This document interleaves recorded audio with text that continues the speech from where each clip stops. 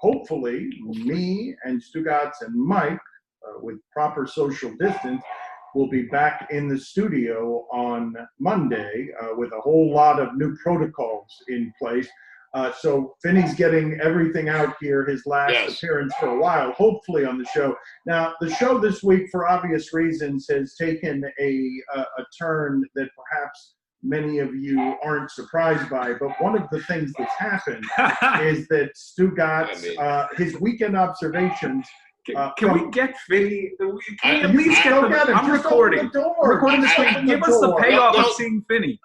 The door's open. I'll invite him in for weekend observations. I'll see if he'll take me up. Go get him. Shit on your lap. Go get your dog. But someone or something just scared the daylights out of him. I gotta check him. Go get your dog, and we will set up the weekend observations for you. So Stugotz has had one of his favorite weeks ever because he hasn't had to do bleep around here. The dog's been barking for 3 months, and we don't even know if it's actually there. No, the last time we tried to see the dog didn't appear, and this is the dog a lie again. He can't control the dog. Is the dog there, or is the dog not there? Hey, he just ran upstairs. They're the worst, dude. You got no control. You got no control of anything happening with your dog. It's hard when I'm doing a radio show. Let's go ahead and do the weekend observation. It is time for Stugotz to share his game notes. No one in the media will tell you what happened better than my boy Stu. Dan, a bike ride around L.A. with LeBron James, and a beatdown of a man who damaged his truck. And just like that, J.R. Smith is back. Again, those are observations from last weekend. Some things got in the way. These are all observations from last weekend. Like a month ago. Deadliest pandemic of our lives. The defining race protest of our lifetime. And now is when Elon Musk decides to finally accomplish something.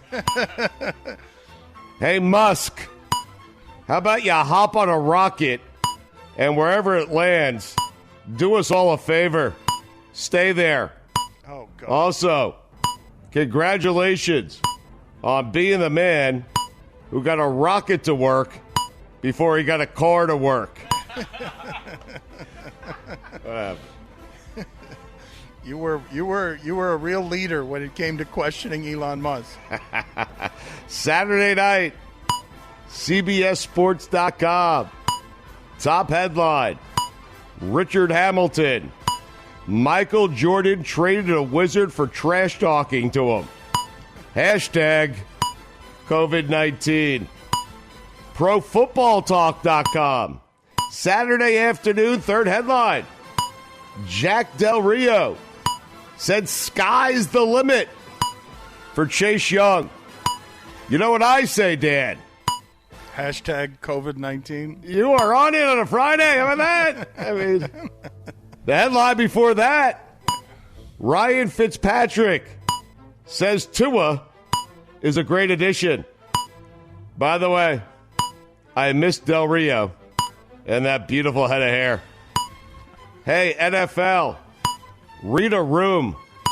Also, the Stugotz is strong in you. Kyle Van Noy said of the Dolphins, this is not the Patriots, and I'm excited about that.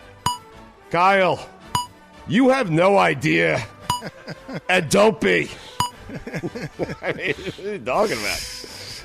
Dana White said John Bones Jones tarnished his own name, but not enough that Dana won't trot him out to the octagon as often as he can for a price much less than his actual worth.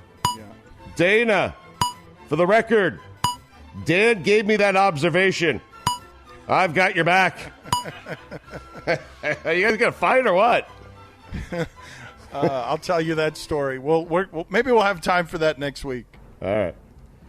If Blagoy Ivanov, I don't know if I said that right, could be a UFC fighter, so could Dan. Also, the oldest looking 33-year-old I've ever seen this side of Greg Oden. Deshaun Jackson wants players mic'd up in 2020. Never has there been an idea that's so good and so bad at the exact same time. Former NFL spokesman Joe Lockhart said the Vikings should sign Colin Kaepernick. Hey, Joe, with all due respect, it shouldn't take this to get to that.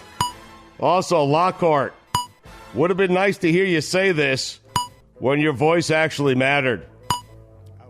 Jaylen Brown drove 14 hours to Atlanta to lead protest.